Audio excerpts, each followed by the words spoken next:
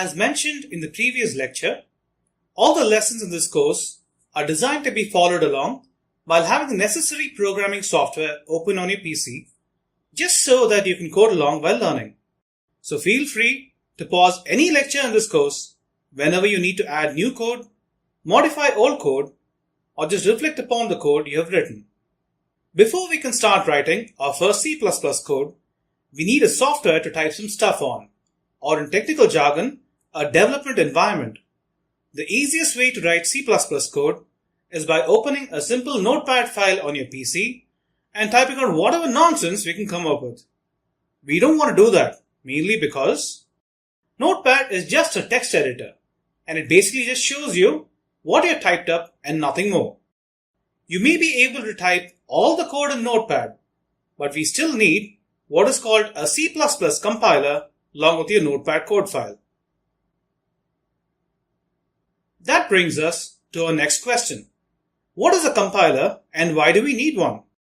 A compiler is a program that converts all the instructions from your C++ code into machine language or a lower level form so that they can be read and executed by a computer.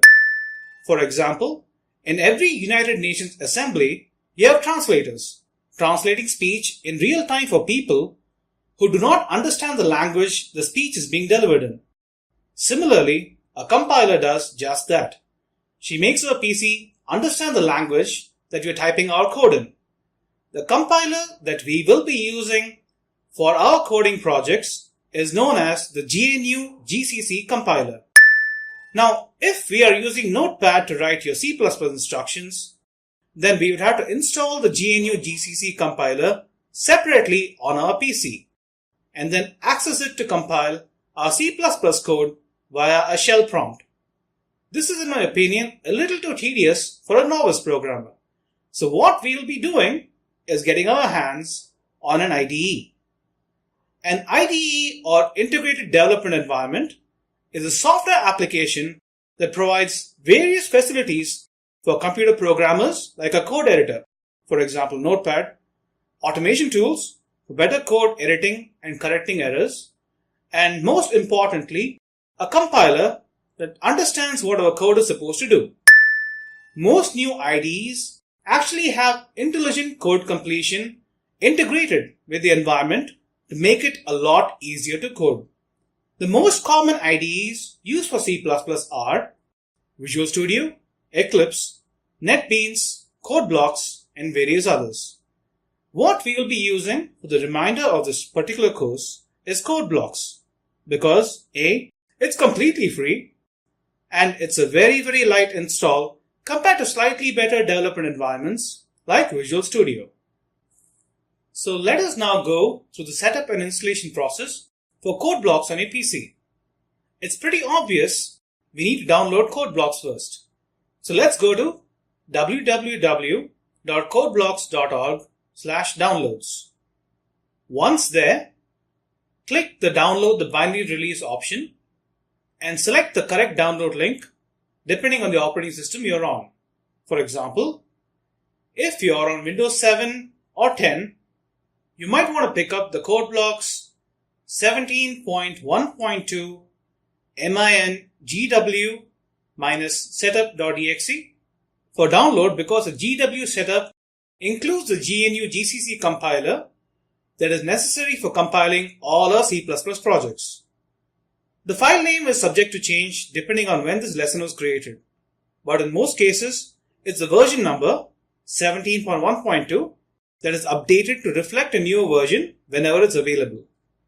If you're on a Linux operating system, you might want to pick up the right CodeBlocks download link depending on your current Linux distribution and whether you have an Intel or AMD processor. You may pause this narrative until your CodeBlocks download is complete. But before doing that, make sure that you click sourceforge.net and get to this page to start your download. Once the download is complete, let us run the downloaded installer and move on to setting up CodeBlocks on your machine. In the welcome page, just click next to continue and then accept the license agreement. I assume that the CodeBlocks developers are a trustworthy bunch, but if you're skeptical, I implore you to go through the license agreement while pausing this lesson for at least another 10 minutes or until you get bored reading the document. Next up, we get to the Choose Components page. While here, make sure you choose the type of install as full install to leave no stones unturned and then click Next. Next up, you can choose to specify a destination directory for your installation, but I recommend just keeping it in the default destination folder and then just press Install to continue. Obviously, after this, seasons change and time passes by while the installation is being completed on your PC. This would be a good time to pause this lesson and come back to it once the installation is complete. Once it's done, you can finally get to run CodeBlocks. During the startup process, for the very first time, a dialog box may pop up regarding compiler auto-detection. If the GNU GCC compiler is already detected in that dialog box, then good, that's the one we want. If not, select the GCC compiler and press OK. If a file association dialog box also does pop up, then select Yes. I want to associate CodeBlocks with C and C++ file types. Now this may happen only on certain machines during installation. As you can see, it didn't pop up on mine.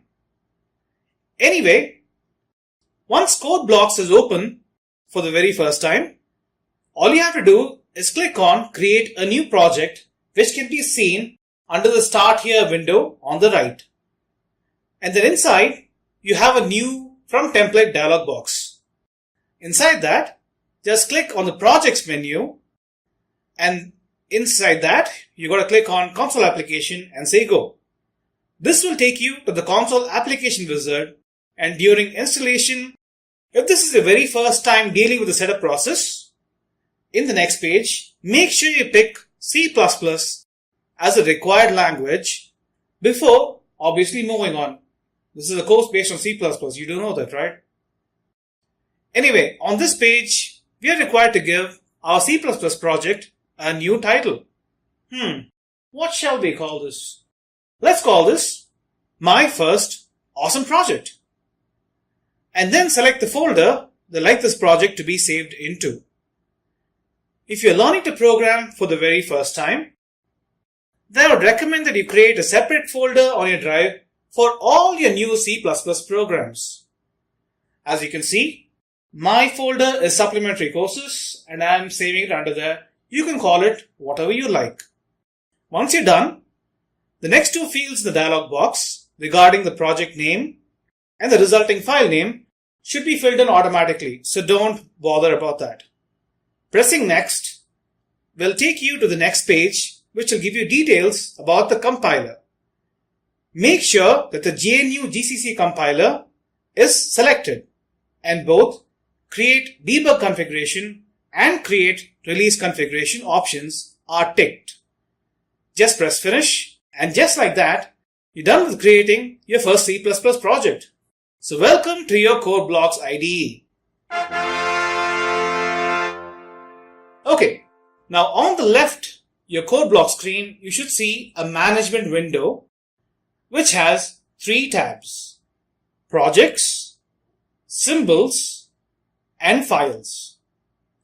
After clicking on the Projects tab, you should find a workspace, and underneath that, the project name that I initially specified, My First Awesome Project. Under your project name, you should find a Sources folder. And after clicking on the plus sign right next to it, you should pull up a file called main.cpp. This is your C++ code file.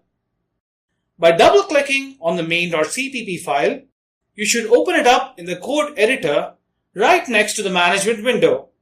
And this is your first default Hello World program that comes pre-built with any new C++ project that you create in CodeBlocks.